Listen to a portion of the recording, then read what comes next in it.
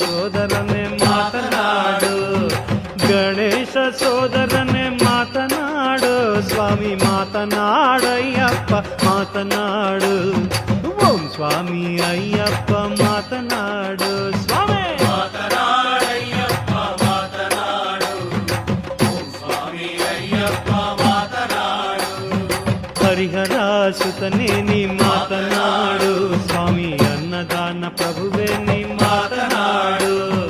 ಹರಿಹರ ಸುತನೇ ನೀ ಮಾತನಾಡು, ಸ್ವಾಮಿ ಮಾತನಾಡಯ್ಯಪ್ಪ ಮಾತನಾಡು, ಓಂ ಸ್ವಾಮಿ ಅಯ್ಯ